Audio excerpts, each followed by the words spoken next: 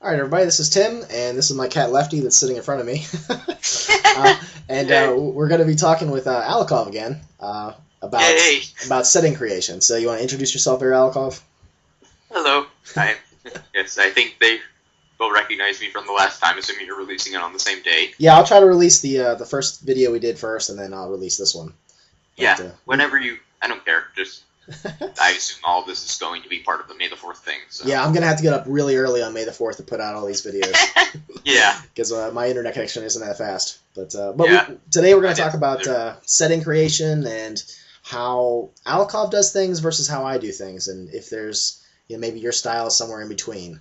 You were saying, Alokov, that I pretty much have like a macro style where I start pretty high up there, and I don't really focus too much on the small stuff right away. I think about like you were saying, is the sun blue? Is like my burning heaven setting, is the sky on fire? Things like that. Those are the kind of things you start with gimmicks, like what if this happened, or what if this was different, and then move from there. Yeah, I do something similar, but I do it on a lower level. Like I take, if everything were the same, or at least when I goes to character creation, I take if everything were the same with me, but I were this. If I had been through Vietnam, for instance, that was how I started with my Carthian character.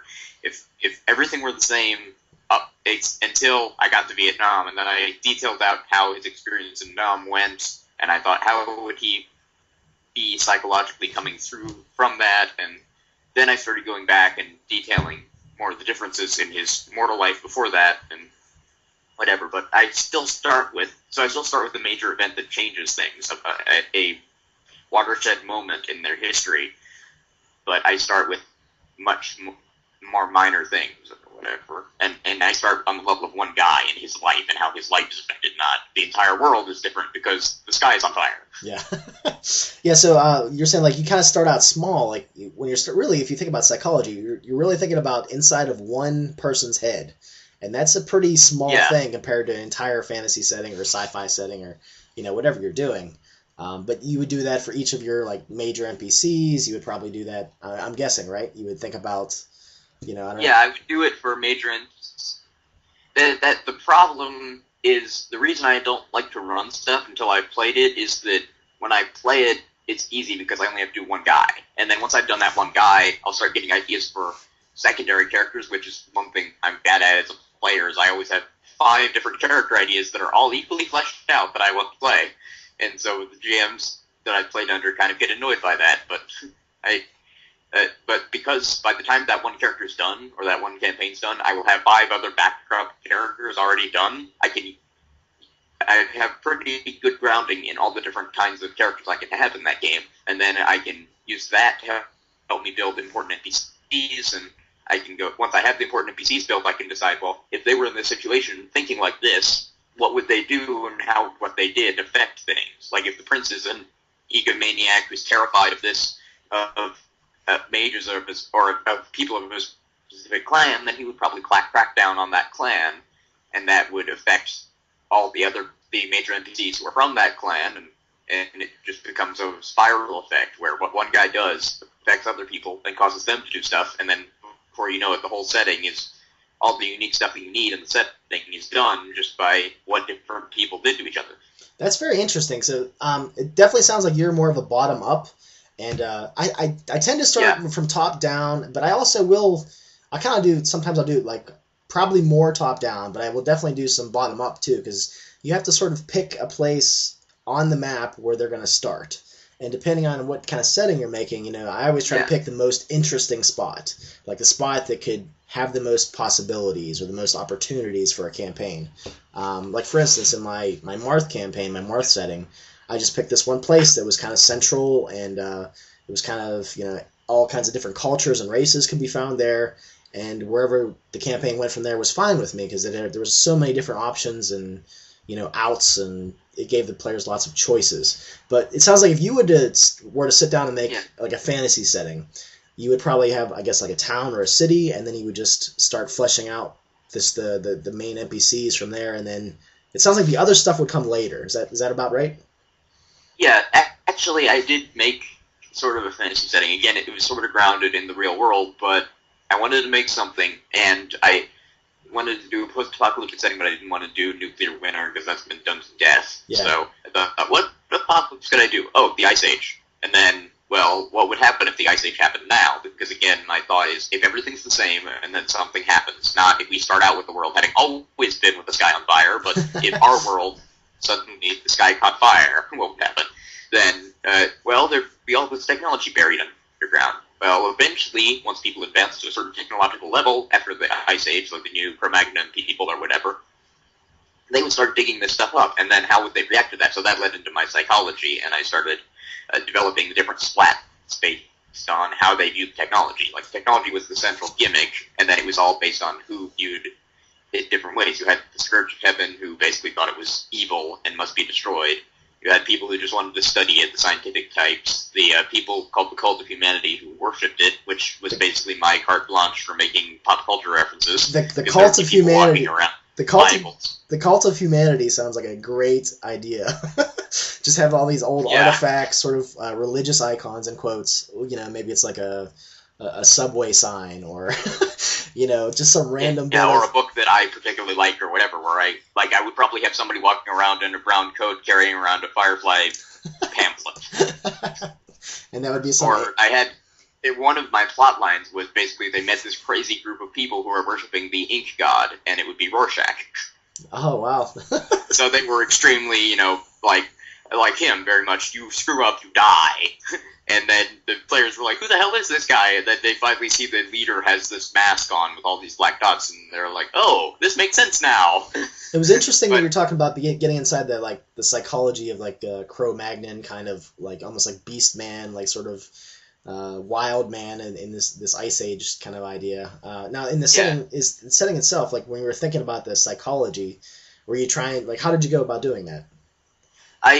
Mainly in terms of the way the gimmick came to me was I just got a mental image of a Cro-Magnon guy, the guys on Hoth dressed in that kind of garb, carrying an AK-47, and I thought, oh, that's a cool idea. How would this happen? Oh, because they were digging up old technology. Okay, and then how would they view it? Well, there'd probably be crazy people who wanted to destroy it, because there's always religious zealots when any new scientific advancement happens. So that gave me my antagonist group. And then, and then I went on to how would there be magic, because one of my players wanted there to be magic. So it was basically the ozone layer, and I know this is terrible science, but I can't waive that. Well, it's the ozone layer had been destroyed, and the sun was shining down more brightly, and therefore giving some people psionic powers. So it's kind of like sun psionic powers, I guess. Sun. Yeah. And then how would that led back into psychology? How would these different groups view these scions? And basically, the Scourge of Heaven thought it was a gift from God, and they worshipped these people as their leaders, and they became the officer group of that faction, basically. I see. That sounds pretty cool.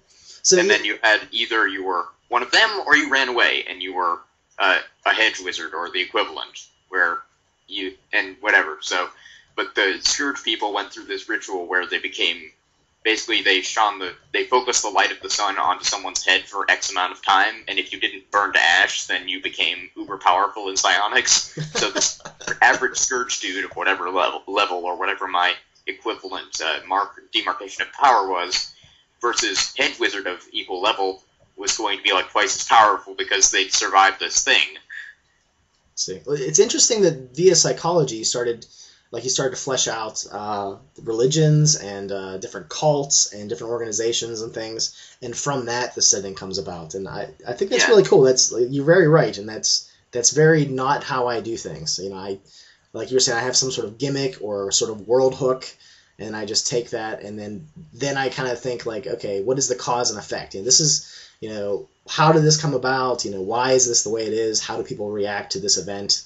And sometimes I'll have multiple events that are going on. But, yeah, it sounds like these kind of events for you would happen after the fact. You would think, okay, here's a bunch of people, and now how can I throw in the weird? Where's the curveball? Yeah. Because you were saying, good. Yeah.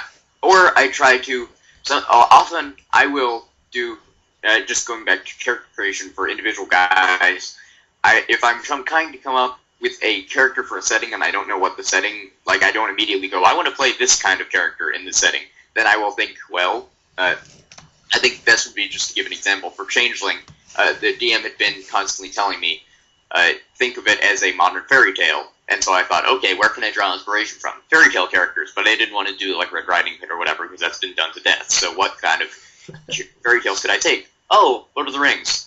How could I make Bilbo a hot changeling? And so I designed him to be a Darkling whose keeper played riddle game, or basically taught him to steal as like a thrill thing. Like, I'm going to teach this guy to do this stuff, and then I'm going to watch him, and it will be fun because they're driven by entertainment. And that's how he became a Darkling, and he became a burglar. But then eventually his keeper got bored with that and decided to play riddle games with him. And one of the riddle games was you can get free, because in the book that I actually read that they will sometimes set people free for like unknown weird reasons, or because of their own rules they set up. That or if you do this, they just get free. bored with them. You know, it's like my toy is boring now, so I'm going to find a new toy. You know. Yeah, and in this case, it was he got bored with watching his toy do stuff, so he wanted to have the thrill of trying to beat him at a riddle game, and if I fail, then my toys become boring again, and I can get rid of it. And so he ended up with this like token that was a ring. It didn't necessarily make him invisible, but it was a ring. And he won the riddle game, so he got set out. And I would not, since that is not something that you often tell, like people don't go around talking about how their Durance went or how they got out, the whole rest of the group would not know that the whole idea was Bilbo. But, and I developed him from there too, like, well, he's probably really paranoid, really, because he has this trinket and he's afraid his keeper's going to come after it. He's probably really knowledge-based, because knowledge of riddles is what got him out, and really skill-based, so he fits with the Autumn Court. But he's also really paranoid, so he could fit with the Winter Court.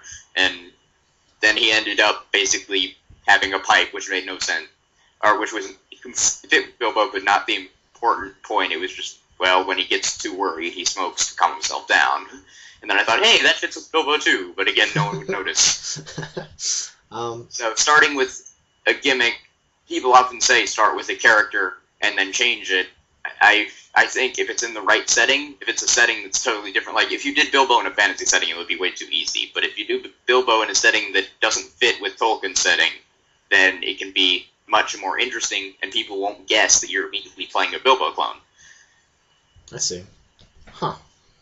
I was trying to think, like, you were talking before about how you liked settings that were more or closer to the real world with a few tweaks here and there and a little bit of definitely the weirdness or the supernatural thrown in there, and how you prefer that versus like like the Star Trek races, the bumps on people's foreheads, and they're, like you were saying, the 5-armed guy. I think in my Burning Heaven setting it's like the Yajeshba or something like that. Yeah, and it's like 5 arms and his mouth's like on his stomach, and he's very weird, and so that would probably be. Well, why don't you talk about your feelings about a setting that's based more on the real world versus sort of like the weird turned up to 11 kind of settings? Yeah, well, I can play the weird turned up to 11 settings if I'm choosing to particularly run, because I have to.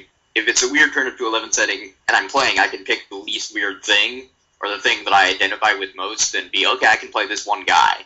But if I'm having to run that, I have to get my head around all these different cultures that are all so weird. So if I'm running, I definitely try and stick to a more normal setting. And it goes with my idea of everything was normal until this. And that's the same thing. Like everything, like in World of Darkness, everything is the same except there are vampires. And there's a lot more goth and punk music being played. Well, yeah, I get rid of that because I hate that, the whole gothic punk thing. But yeah, everything's the same except there are vampires. And because the vampires were once human as opposed to just alien beings from another dimension who make no sense to us, like the true Fae, then I can go through when I'm creating my major NPCs and go, how was he before the Embrace? How did the Embrace affect him? How was he raised in vampire society? Like my whole video I did on exploring the Invictus psychology and why they're so arrogant and why they're so stratified and how they can sort of justify that to themselves, because they were selectively picked from people who were raised in that culture as mortals, and then they were raised and indoctrinated into that culture from the moment of Embrace on.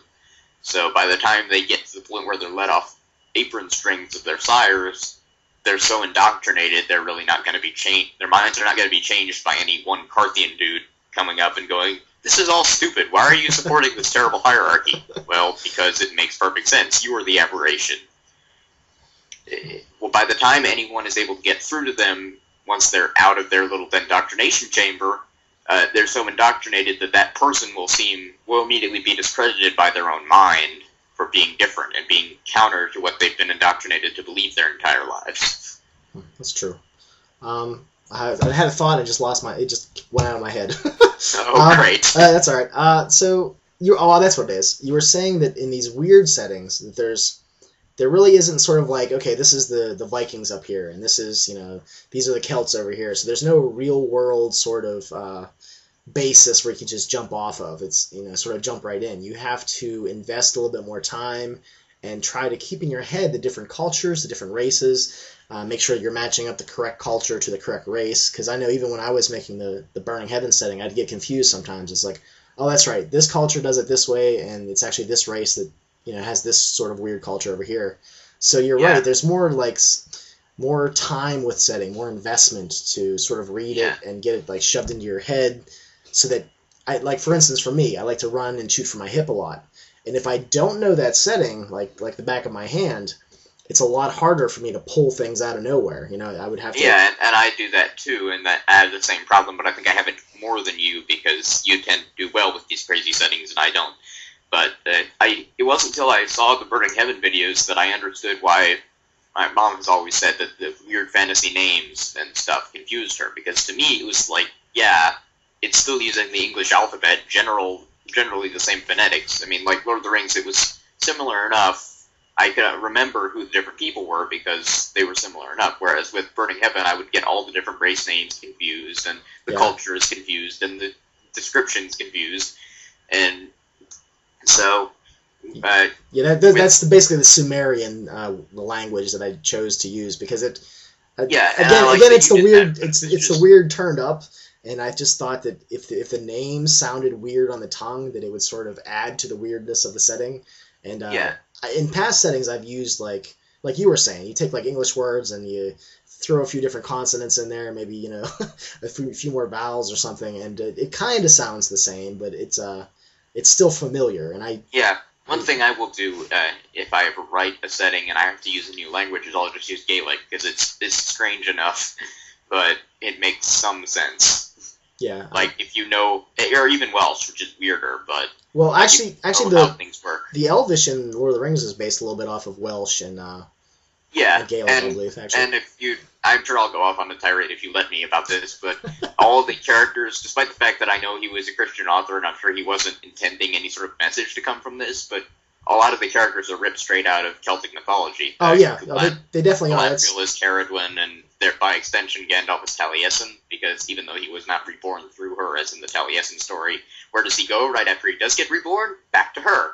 Well, even Tolkien himself basically said that he didn't write this, he discovered this story, and, it's like the dwarf names are pretty much taken right out of one of the sagas, I think, so. Yeah, and the Rohirrim language is Anglo-Saxon.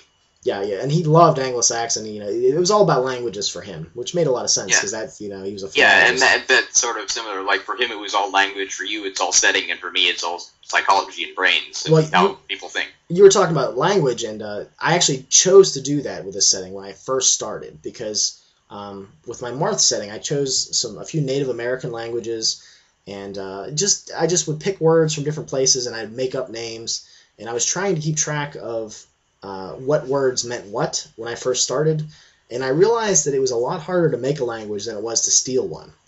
Yeah. That already exists with thousands and thousands of words. So that's what I wanted to do with the Sumerian. And not all of them are easy to pronounce, but there are some very short words that it's sort of, I don't know, I just kind of like it. I don't know why, but I just do. Yeah, and I'm the same way with Gaelic. That's why I would use it. It's weird enough for me, but it makes some sense. It's something I can actually pronounce if I try hard enough, and it's not a dead language, so it's a little easier to learn. And I kind of wanted to get away from the, like Mount Doom or the Forest of Shadows, the Crevice of Destruction. Basically just you're describing what they are and they have a name, but it's not really a name, It's just sort of a description. Do you know what I'm talking about in sort of settings? Yeah, I don't like that about a lot of fantasy when they'll just give it, this is the name of what it does. Although a lot of the Sumerian stuff seemed to be like the water, like the names of the gods, it was based on what they were, but it wasn't so clear cut. It wasn't, this guy is sky, this guy is fire. Yeah. It wasn't like, okay, this god's name is Sky, because in English, but it's in a different language, so it's weird enough, and it has its own unique flavor. So it's like when you think, like the god On is the god of water, I believe, and I don't know, it just like. It's not like his name isn't the god of water. Yeah. So I sort of wanted that sort of layer of complexity, I guess. I don't know. Like I said, it's not for everybody. It definitely has a few gonzo things in there, almost weird, like alien-like races running around. So. And one example of kind of the fantasy thing I would like, or the boundaries of the weirdness that I can handle at once, is my current D&D campaign is. Basically alternate worlds stuff, kind of like a lot of the multiverse things from comic books. Well, it's not comic booky, but whatever. Like alternate dimensions where like one choice and alternate histories, like, it's all alternate histories where we were, the initial party at least, most of whom are dead now, except for my bard who went insane. But the initial party was all Crusaders. It was at the end of the Crusades. I can't remember which one. And we were basically, this hermit came up to us and said, hey, come through this gate. So we went through the gate, and we ended up in a new alternate world where the Nephilim exist, and they know of the Nephilim being the children of angels and human women from the Old Testament. Yeah, interesting. And they are slavers, and then the Drow exist, but they're from the Gaelic worlds. There are like different worlds based on who ruled the world. Like there's the Egyptian worlds, the Gaelic worlds, the Nordic worlds. The dwarves are from Nordic worlds, the elves are from Gaelic worlds, and so I immediately thought, oh, cool, if I want to play an elf, instead of just either playing them like a human, which seems kind of pointless, or playing them so weird that I can't understand them, I can just go research the Gaelic culture and the Gaelic myths of elves and stuff, and so if the weird is there, but the weird can be quantified in that I can go research whatever culture these things came from, and understand how to play them. Well, I think that's definitely one of the strengths of using real-world cultures and real-world myths, is that there is lots of research you could do if you were so inclined to do so. Like you were saying, like using Gaelic myths and like folklore. There's a lot of weird things in folklore. I have a monster book over there. It's like 6 inches thick or something, with just all these interesting different cultures and sort of fantasy races, if you will. Fairy folk that are bizarre and strange, and it's almost like the true exactly. It's like the true folklore is actually stranger than some of the stuff that people have come up with. Because a lot of the stuff people came up with was based on the toned down versions of the fairy tales that took a lot of the weirdness and creepiness out, because they were a childrenized version of it. Yeah, like the Grimm's fairy tales. Like I have a book that's the original ones, and every once in a while you'll be reading and like, ooh, that's a little nugget right there that I never remembered in this story. Yeah.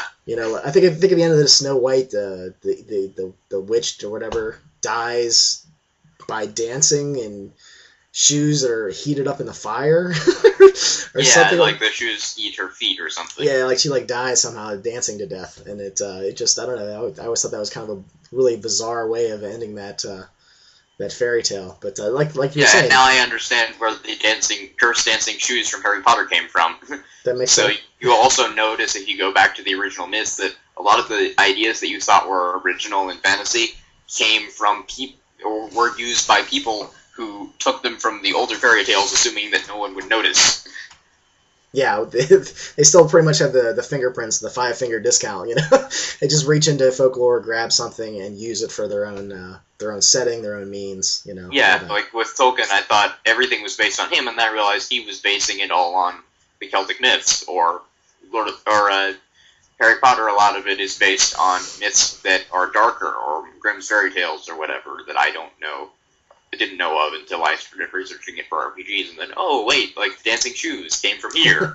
I just didn't remember this from the version of the story I was familiar with. Yeah, it's actually pretty cool if you go back through and read like the Kalevala, Kalevala, I'm not really sure what it's called. I've read parts of it, but some of the older sagas and things, you'll be reading along, and all of a sudden you hit a part, and it's like, wow, that sounds really familiar. Why does that sound familiar? And you realize that someone has taken it, reskinned it, and thrown it into an RPG or fantasy setting somewhere, and it sort of like tickles the back of your head, like, oh, is the Sword of Truth or something? What series did I read that was in there? But But you'll find that a lot if you start reading like sort of the quote unquote like old fantasy, like the sagas. And even if you look at, I didn't notice until I'd finished the entire series, and I was going, wow, this is interesting, and I had that tickling feeling the entire time. But Song of Ice and Fire is basically, I thought it was the War of the Roses at first, but it's more like religion stuff. If you look at the way the religions work, you have the old gods and the new gods, and then you have R'hllor coming in. R'hllor basically representing the Inquisition and the crazy fundamentalist version of Christianity where they burn everyone else. And then you have the old gods being from it's post-Roman Britain, basically. You have Hadrian's Wall, aka the Ice Wall. Above them, you have the Wildlings, aka the Picts and whatever. And then below them, you have some more civilized people. And then you have R'hllor coming in, who is basically the Romans coming in trying to convert everyone. That's an interesting way of sort of putting that all and trying to figure out how he got the basis for some of that stuff. I've heard that it was based on the War of Roses, too. But, and it is. I mean, Lannister, Lancaster, how different really is that? And you have York, who are white, who are the Starks, and so that was an obvious thing. But then if you look at the actual structure of it, it's not very War of the Roses like. It's much more like post-Roman Britain, at least in the religious thing. If you look at the three religions, because I was curious about where they came from. The many-faced god really doesn't have an equivalent, at least unless you think maybe it's some form of Eastern religion that wasn't really involved with the rest, which I guess could make sense because it's often Bravos in the middle of nowhere where no one goes, which could represent the Far East. Well, the thing that popped into my head was the sort of the 7-in-1, sort of like the 3-in-1 sort of Trinity kind of idea, possibly. I don't know. Yeah. Maybe. Yeah. And that was a lot of. It fits with Christianity, but it also fits with the old pagan stuff. Like if you look at both the old gods of the north being the ones from above Hadrian's Wall, which fits with the Wildlings very much. And then you have makes sense. Beneath them, you have like the Roman pagan stuff, like basically the stuff that was brought over by Caesar, and that would be represented by the 7 ones or whatever they're called, the Septons and stuff. And then you look at sort of like an Egyptian. The great Egyptian pantheon, I guess is what you're saying? Like he brought the Egyptian pantheon in with him? He brought the Egyptian or Roman. By the time he showed up, they were kind of the same because of Cleopatra. Oh, okay. But it was just, it could... Oop, I think I lost you there. Similar to any of those, and you have the maiden, the mother, the crone all showing up. You have the stranger showing up. And, like, all the different roles basically exist in all the different pantheons, so it doesn't really matter which one you use, but it's one of those old pantheons. I see. And then the ones from... Because even when... I think I lost Alokov there. Hold on a second. Alright, sorry about that. We had some Skype sort of difficulties. Basically what we were talking about a little bit in our sort of rambling fashion was that using real-world religions can be quite beneficial in making a fantasy setting. Sometimes you might have to reskin things a little bit. We were talking about using the Egyptian pantheon and Romans and Christianity and different sort of pagan Celt kind of things. And I don't know, it's an interesting thought to use real-world religions. I've never actually done that myself. I know one of my friends did one time. Have you ever found anybody that's used real-world religions in any of your settings that you've played? I haven't in RPGs, no. In book settings, yes, but I already went off on a tirade about that.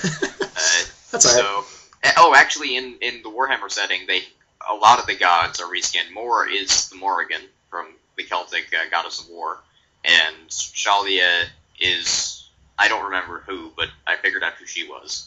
The goddess of mercy is basically someone else stolen from another pantheon. Yeah, I've been kind of learning about the Warhammer stuff, and people are basically saying that a lot of things is kind of like real-world reskinned. I don't have that much knowledge about the setting, but...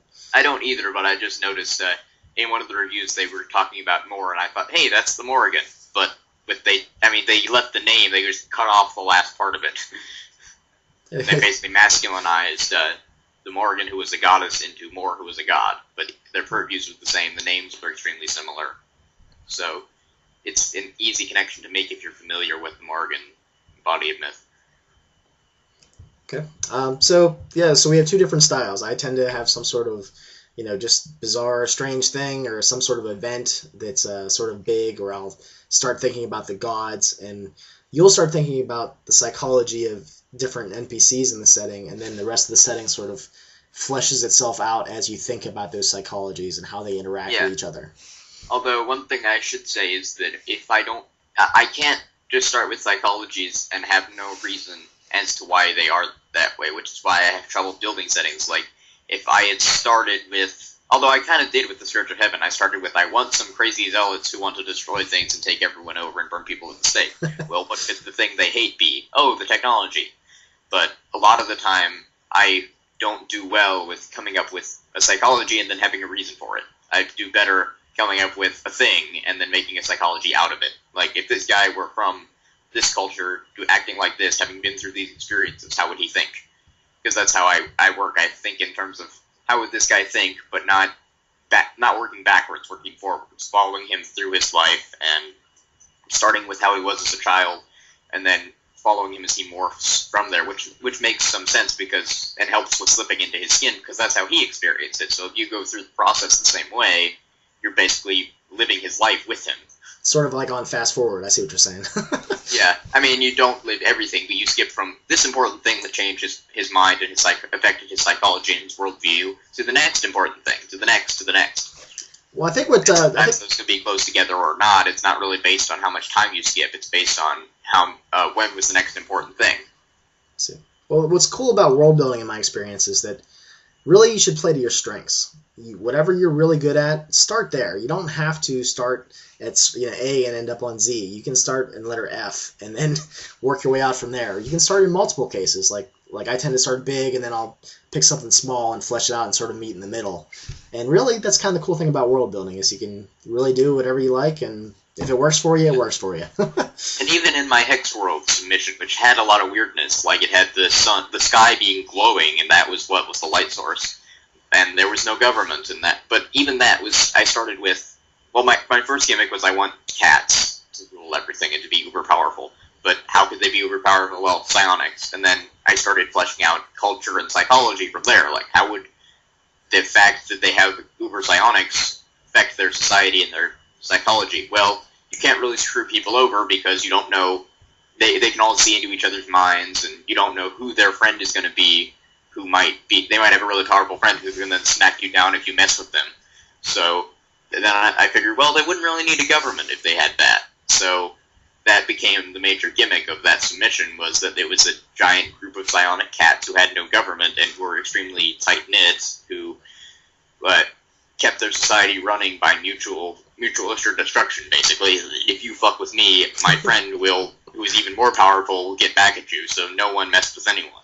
I thought that was pretty interesting. I think we're gonna wrap up here, man. Is there any sort of closing remarks you want to do before we finish up? Nope, I think I just did those. So the last thing I wanted to mention was the Hex World thing. That's cool, man. Thank you for doing 2 of these videos. I appreciate it. Yeah, happy to do as many as we have topics to discuss for. All right, if I have any more ideas, I'll talk about it in the near future with you. So, all right, thanks for watching, everybody, and we'll talk to you guys later.